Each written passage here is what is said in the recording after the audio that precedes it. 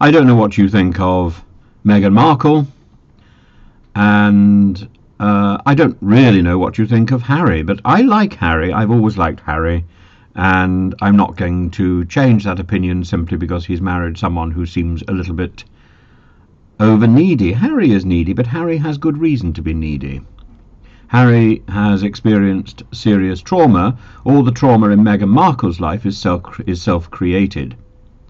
And I think losing his mother at the age of 12, and then he says in the second episode of Heart of Invictus, the docu-series which is on Netflix from today, Prince Harry says that he was bouncing off the walls after he returned from Afghanistan.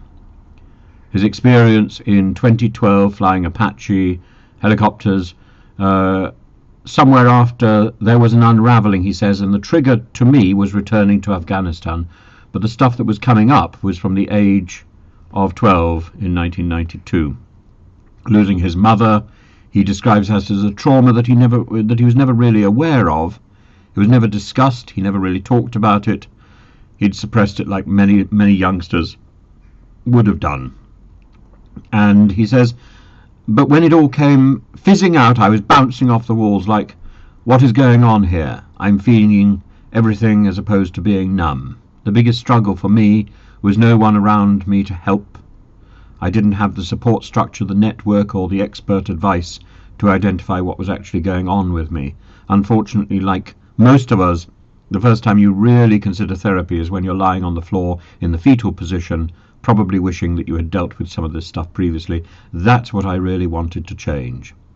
I've always wanted the Invictus Games and the support that comes with that all year round to be a net to catch those individuals. You see, the point about Prince Harry is he uses his vulnerability and his experience to reach out to others. So his training in the royal family always comes out.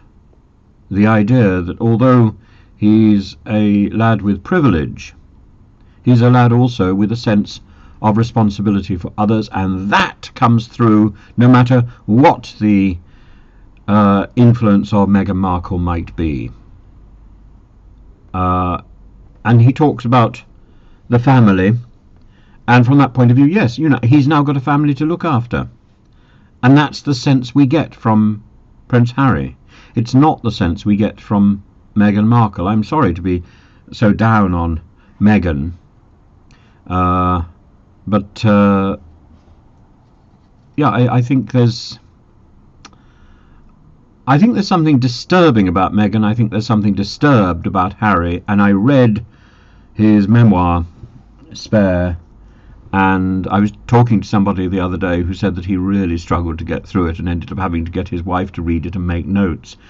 I read it very fast, but I mean, probably I skimmed through some of the turgid bits, and I thought, in so many ways, I thought it was riveting. I thought it was very interestingly written. It wasn't a language I warmed to. It was very foreign to me in many ways. I don't think it was the language of Prince Harry, but underneath it I could hear his voice, and his experiences were resonating. I mean, it was beautifully written from that point of view. The experiences came out,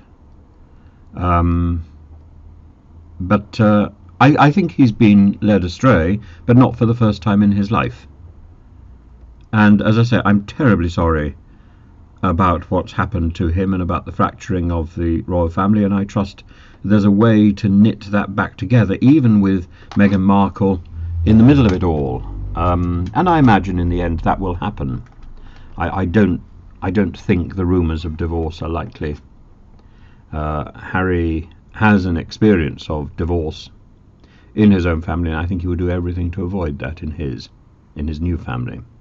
And I think he's also a devoted father, and that sense of community, that sense of creating his own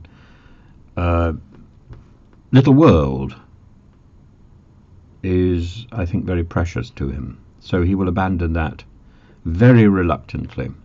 But I think it's time for the King, and it's time for the Prince of Wales to call him back and to tighten the belt, suck it up.